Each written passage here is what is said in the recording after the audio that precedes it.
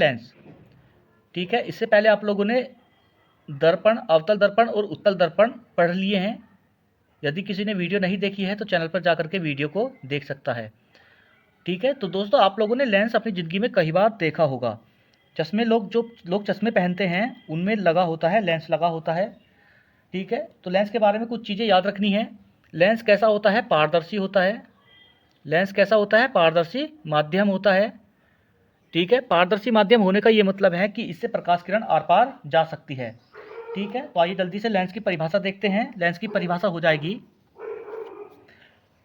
दो पृष्ठों से घिरा हुआ वह पारदर्शी माध्यम जिसका एक या दोनों पृष्ठ गोलीय हों, लेंस कहलाता है।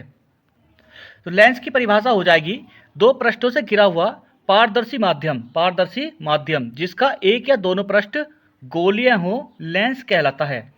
ठीक है, लेंस कई प्रकार के होते हैं, लेकिन आप लोग छोटी क्लास में हो, आप लोगों को ज़्यादा लेंस नहीं पढ़ने हैं, केवल दो ही प्रकार के लेंस पढ़ने हैं। पहला है अवतल लेंस, दूसरा है उत्तल लेंस। ठीक है, अवतल लेंस देखें तो अवतल लेंस इस प्रकार का होता है, और उत्तल लेंस देखें तो उत्तल लेंस इस प्रकार का होता है। ठीक है, यहां से इसकी परिभाषा निकल जाएगी। इस संरचना को यदि आप लोग याद रखोगे तो यहां से इसकी परिभाषा निकल जाएगी। देखिए, अवतल लेंस किनारों से कैसा है? किनारों से मोटा है, जबकि बीच से कैसा है? बीच से पतला है। किनारों से कैसा है? मोटा है, बीच से पतला है। तो इसकी परिभाषा हो जाएगी, ऐसा गोलीय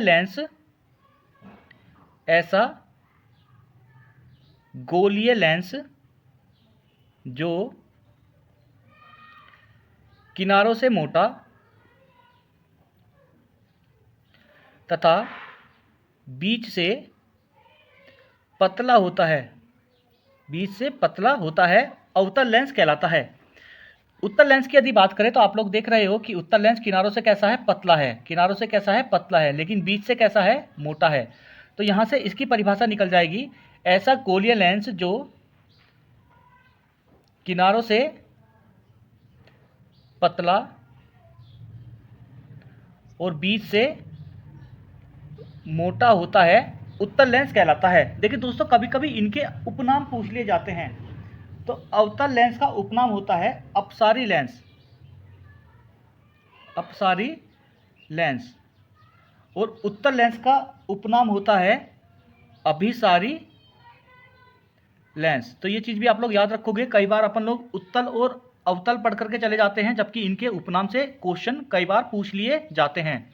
तो एक बार फिर से देख लेते हैं, दो पृष्ठों से घिरा हुआ वह पारदर्शी माध्यम जिसका एक या दोनों पृष्ठ गोलीय हों, लेंस कहलाता है।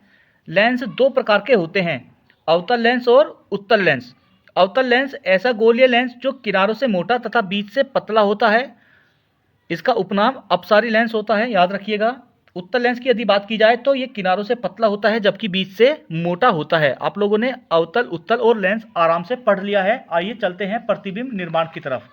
अपन लोग देखने जा रहे हैं प्रतिबिंब निर्माण। तो प्रतिबिंब निर्माण से पहले कुछ किरणें देखनी पड़ेंगी, क्योंकि यदि किरणें याद होंगी तभी आप लोग प्रतिबिंब निर्माण कर पाओगे। तो वीडियो को पर बने रहिएगा। आइए चलते हैं नेक्स्ट सेशन की तरफ। तो आइए देखते हैं उत्तल लेंस द्वारा प्रतिबिंब निर्माण। दोस्तों, प्रतिबिंब निर्माण से पहले कुछ चीजें जाननी बहुत जरूरी हैं। प्रतिबिंब प्राप्त करने के लिए किसी भी बिंब का मतलब होता है ऑब्जेक्ट यानी कि वस्तु। किसी भी बिंब से दो किरणें भेजी जाती हैं। कम से कम कितनी किरणें भेजी जाएंगी? दो किरणें भेजी जाएंगी। और एक बात और याद रखिएगा, यदि ये किरणें लेंस से टकराने के बाद स्वतः मिल गई तो प्रतिबिंब कैसा बनता है? प्रतिबिंब बनता है वास्तविक। प्रतिबिंब कैसा बनता है? वास्तविक। और यदि इनको मिलाना पड़ा तो प्रतिबिंब कैसा बनता है? प्रतिबिंब बनता है आभासी। ठीक है, अभी ये चीज़ें समझ नहीं आ रही होंगी। अभी जब अपन लोग चीज़ें को देखेंगे तो ये चीज़ें सारी की सारी आप लोगों को क्लियर हो जाएगी। तो जल्दी से उत्तल लेंस बनाते हैं और देखते हैं कि इस लेंस पर किरणें किस प्रकार आती हैं और क्या क्रिया होती है। ये लेंस बनाया और इसके मध्य से एक रेखा खींची जो कहलाती है हमारी मुख्य अक्ष। इस रेखा को क्या बोलते हैं? इस रेखा को बोलते हैं मुख्य अक्ष। ठीक है, देखिए इस वाले लेंस के इस वाले पृष्ठ के लिए यहाँ पर एक बिंदु हो जाएगा जो होगा फोकस बिंदु, इसी वाले पृष्ठ के लिए दूसरा बिंदु हो जाएगा जो होगा वक्रता केंद्र। ठीक है, इस वाले पृष्ठ के लिए यहाँ पर फोकस बिंदु होगा और यहाँ पर होगा वक्रता केंद्र। ठीक है, इस लेंस का ये वाला भाग जो है इसको अपन लोग O से प्रदर्शित करते हैं। किससे प्रदर्शित करते हैं? O से प्रदर्शित करते हैं। यहाँ पर O क्या है? यहाँ पर O कहते हैं प्रकाशिक केंद्र। इस O को क्या बोलते हैं? इस O को बोलते हैं प्रकाशिक केंद्र। ठीक है, और F और C तो आप लोग जानते ही हो। ठीक है, देखिए पहली जो किरण आती है, पहली जो किरण आती है वो आएगी मुख्य अक्ष के समांतर। पहली किरण कैसे आती है? पहली किरण आती है मुख्य अक्ष के समांतर। ठीक है, और आप लोगों को पता है कि मुख्य अक्ष के समांतर आने वाली किरण फोकस बिंदु से होकर जाती है, तो ये फोकस बिंदु से होकर के चली जाएगी।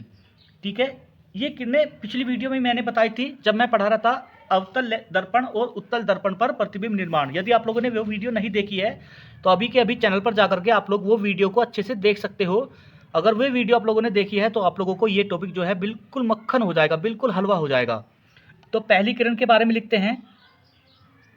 पहली किरण जो मुख्य अक्ष के समांतर आती है, जो मुख्य अक्ष के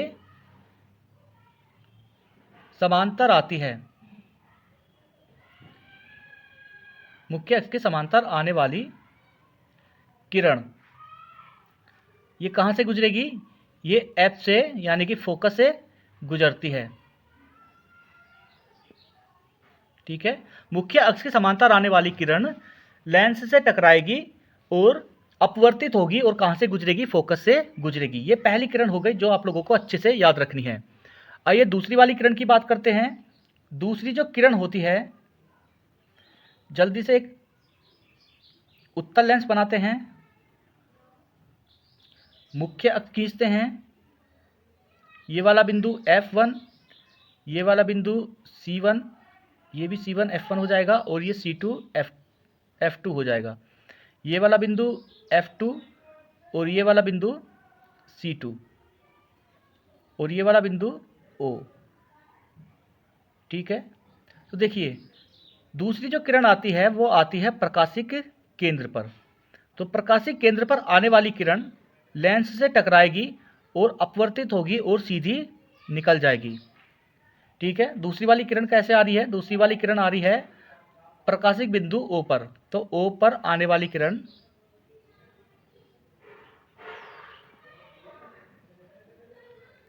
अपवर्तन के बाद सीधी निकल जाती है, अपवर्तन के बाद सीधी निकल जाती है। ठीक है, तीसरी किरण की बात करते हैं।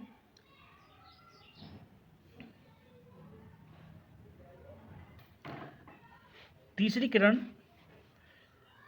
के लिए डायग्राम बनाना है, ये आप लोगों ने बनाया। उत्तल लेंस ये खींची इस पर मुख्य अक्ष, ये प्रकाशिक बिंदु O, ये F2, ये C2, ये F1, ये C1। देखिए जो प्रकाश इस उत्तल लेंस पर एक किरण आएगी जो आएगी फोकस की तरफ। ठीक है, एक किरण आएगी जो आएगी किसकी तरफ? फोकस की तरफ। तो देखिए समांतर आने वाली किरण फोकस से निकलती है, तो फोकस के पर आने वाली किरण समांतर निकलेगी। समांतर फोकस, फोकस समांतर। ठीक है, तो तीसरी किरण क्या है? तीसरी किरण है कि फोकस पर आने वाली किरण, फोकस बिंदु पर आने वाली किरण लेंस से टकराएगी और अपवर्तित होकर सीधी निकल जाएगी। अपवर्तित होकर सीधी, अपवर्तित होकर मुख्य अक्ष के समांतर, अपवर्तित होकर मुख्य अक्ष के समांतर चली जाएगी। ठीक है, तीनों किरण एक बार फिर से देख लेते हैं। देखिए पहली किरण जो उत्तल लेंस पर मुख्य अक्ष के समांतर आती है वो अपवर्तित होकर फोकस से जाती है। अवतल लेंस के प्रकाशिक बिंदु O पर आने वाली किरण सीधी निकल जाती है और फोकस पर आने वाली किरण लेंस से टकराती है और मुख्य अक्ष के समांतर हो जाती है। ये तीनों किरण आप लोगों को अच्छे से याद रखनी है, तभी आप लोग जो है वो प्रतिबिंब निर्माण कर पाओगे। तो आइए देखते हैं प्रतिबिंब निर्माण किस प्रकार होता है। तो दोस्तों हम लोग उत्तल लेंस पर प्रतिबिंब निर्माण करने जा रहे हैं और पहला केस बनता है कि जब बिंब कहाँ रखा हो, अनंत पर रखा हो। तो दोस्तों आप लोगों को पिछली वीडियो में मैंने बताया था कि अनंत पर रखी जाने वाली, जब कोई बिंब अनंत पर रखा होता है तो वहां से आने वाली किरणें मुख्य अक्ष के समांतर आती हैं, ठीक है। और मैंने पहले बताया था आप लोगों को कि किसी भी प्रतिबिंब को प्राप्त करने के लिए बिंब से कम 2 किरणें भेजी जाती है। तो यहाँ पर हम लोग कम से कम 2 किरणें भेजेंगे। तो देखिए दोस्तों, बिंब अनंत पर रखा हुआ है, तो जो अनंत से किरणें आएंगी वो आएंगी मुख्य अक्ष के समांतर। तो ये किरण मुख्य अक्ष के समांतर आएगी, ठीक है, लेंस से टकराएगी और अपवर्तन की घटना होगी और मुख्य अक्ष के समांतर आने वाली किरण फोकस से होकर के जाएगी। तो ये किरण कहाँ से चली जाएगी? फोकस से चली जाएगी, इस प्रकार से, ठीक है। दूसरी किरण भी जो है मुख्य अक्ष के समांतर आएगी, लेंस से टकराएगी और फोकस से होकर के जाएगी। ये फोकस से होकर के निकल गई। आइए इसकी मुख्य बातें देख लेते हैं। पहली बात देखते हैं, वो है प्रतिबिंब स्थिति। प्रतिबिंब स्थिति। तो दोस्तों प्रतिबिंब कहाँ प्राप्त हुआ है? प्रतिबिंब वहाँ प्राप्त होता है जहाँ दोनों किरणें आकर के टकराती हैं। तो यहाँ पर दोनों किरणें आकर के टकराएंगी तो यहाँ पर प्रतिबिंब बनेगा। तो प्रतिबिंब कहाँ बन रहा है? F2 पर। प्रतिबिंब F2 पर। सेकंड चीज, सेकंड देखते हैं आकार, प्रतिबिंब का आकार। तो प्रतिबिंब देखिए आप लोगों को बिल्कुल सूक्ष्म दिख रहा है, तो ये हो जाएगा बिंदु आकार, प्रतिबिंब बिंदु के रूप में है। तीसरा, प्रतिबिंब की प्रकृति। देखिए दोनों किरणें जब अपने आप मिल जाती हैं तो प्रतिबिंब बनता है वास्तविक। ये दोनों किरणें अपने आप मिली हैं तो प्रतिबिंब कैसा बनता है? वास्तविक, ठीक है। ये वाली किरण ऊपर चली गई है, ये वाली किरण नीचे चली गई है, तो ये वास्तविक के साथ साथ हो जाएगा उल्टा, ठीक है। तो कंडीशन फर्स्ट आप लोग समझ गए हो। आइए चलते हैं दूसरी कंडीशन की तरफ। देखिए दूसरी कंडीशन में क्या कहा गया है? बिंब सी से परे स्थित हो। बिंब सी से परे कहीं यहाँ पर रखा हुआ है, तो बिंब सी से परे यानी कि सी से इस तरफ रखा हुआ होगा, तो ये यहाँ पर हमारा क्या रखा हुआ है? बिंब रखा हुआ है, ठीक है। तो आइए देखते हैं कि इसके लिए प्रतिबिंब किस प्रकार प्राप्त होगा। तो प्रतिबिंब प्राप्त करने के लिए कम से कम कितनी किरणें प्राप्त भेजी जाएंगी? 2 किरणें। तो पहली किरण बिना कुछ सोचे समझे मुख्य अक्ष के समांतर भेज देंगे, ठीक है। और ये किरण लेंस से टकराकर फोकस बिंदु से निकलेगी। तो ये किरण कहाँ से निकल गई? फोकस बिंदु से निकल गई। दूसरी किरण जो है वो मुख्य अक्ष प्रकाशिक केंद्र O से भेजी जाएगी। दूसरी किरण कहाँ से भेजी जाएगी? प्रकाशिक केंद्र O से भेजी जाएगी, ठीक है। और आप लोगों को पता है कि ये किरण जो है बिल्कुल सीधी निकल जाती है, तो ये किरण बिल्कुल सीधी इस प्रकार से निकल जाएगी, ठीक है। और देखिए यहाँ पर दोनों किरणें मिली हैं, तो यहाँ पर क्या बन गया? हमारा प्रतिबिंब बन गया। आइए इसके बारे में कुछ चीज़ें जान लेते हैं। पहली चीज़ जो है वो क्या है? प्रतिबिंब स्थिति। प्रतिबिंब स्थिति। तो प्रतिबिंब कहाँ प्राप्त हो रहा है? देखिए F2 और C2 के मध्य है। प्रतिबिंब F2 तथा C2 के मध्य बनेगा। दूसरी चीज़ देख लेते हैं, इसका आकार। देखिए ये बिंब इतना बड़ा है जबकि प्रतिबिंब छोटा प्राप्त हो रहा है, तो ये हो जाएगा बिंब से छोटा, ठीक है। तीसरा, इसकी प्रकृति। प्रकृति में देखिए, प्रकृति अपने आप दोनों किरणें मिली हैं तो कैसा प्रतिबिंब बनेगा? वास्तविक, ठीक है। और वास्तविक के साथ साथ ये कैसा है? उल्टा है। बिंब ऊपर रखा था, प्रतिबिंब नीचे प्राप्त हो रहा है, तो ये वास्तविक हो जाएगा। और कैसा हो जाएगा? उल्टा। आइए दोस्तों सेकंड कंडीशन देखते हैं। सेकंड कंडीशन में कहा गया है कि बिंब कहाँ रखा है? C1 पर स्थित है।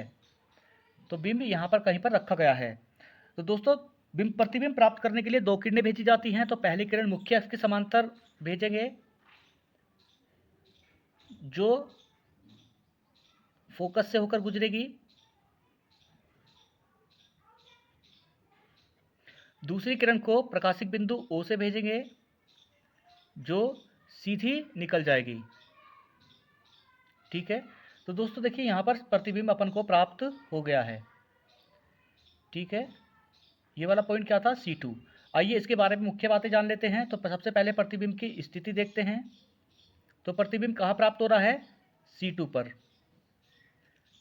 ठीक है, आकार देखते हैं इसका। आकार कैसा है इसका, बिंब के बराबर, बिंब के बराबर। ठीक है, और इसकी प्रकृति देखते हैं। देखिए दोनों किरणें अपने आप मिली है तो वास्तविक,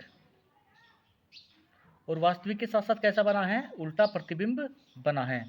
ठीक है, आइए चलते हैं फोर्थ कंडीशन की तरफ।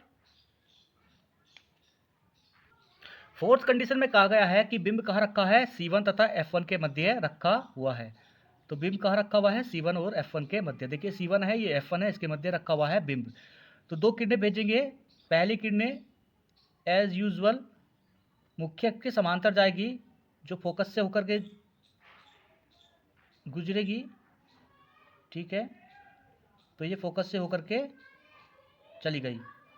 दूसरी किरण को प्रकाशिक बिंदु O से भेजेंगे, और प्रकाशिक बिंदु O से जाने वाली जो किरण है वो बिल्कुल सीधी निकल जाती है। तो ये किरण जो है बिल्कुल सीधी निकल गई और दोनों किरणें यहाँ पर आकर के टकरा गई। ठीक है, और प्रतिबिंब हमें यहाँ पर प्राप्त हो गया। आइए मुख्य बातें जान लेते हैं प्रतिबिंब की। तो पहली बात, प्रतिबिंब की स्थिति। तो देखिए आप लोगों को दिख रहा होगा कि प्रतिबिंब कहाँ बना है, C2 से परे बना है। प्रतिबिंब C2 से परे बना है। दूसरा, आकार। आकार कैसा है, तो आकार है बिंब से बड़ा। ठीक है, और तीसरा, प्रकृति। तो प्रकृति कैसी है, प्रकृति दोनों किरणें आपस में अपने आप मिली है तो वास्तविक, और वास्तविक के साथ साथ कैसा है, उल्टा प्रतिबिंब बना है। तो तीसरी कंडीशन भी आप लोगों को चौथी कंडीशन भी आप लोगों को अच्छे से समझ में आ गई है। आइए चलते हैं पांचवी कंडीशन की तरफ। तो दोस्तों पांचवी कंडीशन में बिंब कहाँ रखा हुआ है, बिंब रखा हुआ है F1 के ऊपर। तो बिंब यहां पर रखा हुआ है F1 पर। ठीक है, प्रतिबिंब प्राप्त करने के लिए दो किरणें भेजी जाएंगी। तो पहली किरण पहले की तरह समांतर भेजेंगे मुख्य अक्ष के, और ये कहाँ से जाएगी, फोकस से जाएगी। ये इस प्रकार से फोकस से चली गई। दूसरी किरण पहले की तरह ही अपन लोग कहाँ से भेजेंगे, प्रकाशिक बिंदु O से भेजेंगे, और जो सीधी निकल जाएगी। तो ये किरण कहाँ निकल गई, सीधी निकल गई। ठीक है, तो देखिए दोस्तों ये किरण, ये वाली जो किरण है प्रकाश किरण, ये इस किरण के कैसी है, समांतर है। कैसी है, समांतर प्राप्त हो रही है। इस कंडीशन में कैसी प्राप्त हो रही हैं, समांतर प्राप्त हो रही हैं। तो आइए इसके बारे में मुख्य बातें जान लेते हैं। पहली बात है प्रतिबिंब स्थिति। प्रतिबिंब स्थिति, तो देखिए दोस्तों समांतर जाने वाली किरण कहाँ मिलती हैं, अनंत पर मिलती हैं। तो प्रतिबिंब की स्थिति कहाँ हो गई, अनंत पर। सेकंड चीज जो आप लोगों को जाननी है, आकार। तो अनंत पर प्रतिबिंब जब बनता है तो उसका आकार होता है अत्यंत विवर्धित। और तीसरा, प्रतिबिंब की प्रकृति। तो ये देखिए प्रतिबिंब कैसा है, अनंत पर जाकर के अपने आप मिल जाएंगी तो कैसा बनेगा, वास्तविक, और वास्तविक के साथ साथ कैसा बनेगा, उल्टा। ठीक है, ये इंपॉर्टेंट था थोड़ा सा क्योंकि इसमें प्रतिबिंब कहाँ बन रहा है, अनंत पर बन रहा है। ठीक है, आइए चलते हैं छठी कंडीशन की तरफ। तो दोस्तों छठी कंडीशन में कहा गया है कि इस बार बिंब कहाँ रखा है, F1 तथा O के मध्य रखा है। आइए इसके लिए प्रतिबिंब निर्माण देख लेते हैं। बिंब कहाँ रखा है, F1 और O के मध्य रखा है, तो यहाँ पर कहीं पर बिंब रखा होगा। ठीक है, तो कितनी किरणें भेजी जाएंगी, दो किरणें भेजी जाएंगी। पहली किरण समांतर और फोकस। ठीक है, और दूसरी किरण कहाँ से जाएगी, दूसरी किरण जाएगी प्रकाशिक केंद्र O से। ठीक है, तो दोस्तों देखिए, ये किरण एक दूसरे से दूर जा रही है, ये इस तरफ जा रही है और ये इस तरफ जा रही है। तो इनका प्रतिबिंब प्राप्त करने के लिए इन किरणों को पीछे मिलाना पड़ेगा। तो अपन इन किरणों को पीछे मिलाते हैं। इस प्रकार से ये किरण इनके पीछे मिलेंगी। इस वाली किरण को भी पीछे ले जाएंगे और पीछे मिलाएंगे, और ये यहाँ कहीं पर जा कर के मिल जाएंगी। ठीक है, तो यहाँ कहीं पर ये क्या मिल जाएगा, हमें प्रतिबिंब मिल जाएगा। ठीक है, तो देखिए मुख्य बातें जान लेते हैं। पहली बात, प्रतिबिंब की स्थिति। तो प्रतिबिंब कहाँ मिल रहा है, C1 से परे। सेकंड बात, आकार, तो बिंब से आकार बड़ा है। तीसरा, प्रतिबिंब की प्रकृति। ठीक है, देखिए किरणें इस तरफ निकल गई जो कभी नहीं मिलेंगी, तो हमने किरणों को इस तरफ अपने आप बढ़ाया है, तो ये हो जाएगा आभासी प्रतिबिंब। कौन सा हो जाएगा, आभासी। और आभासी के साथ साथ होगा सीधा। आभासी के साथ साथ कैसा होगा, सीधा। तो दोस्तों ये 6 कंडीशन बनती हैं उत्तल लेंस के लिए, और 6 की 6 कंडीशन आप लोगों ने अच्छे से समझ ली हैं। ठीक है, और अब चलते हैं अपन लोग अवतल लेंस द्वारा प्रतिबिंब निर्माण के नियम देखते हैं।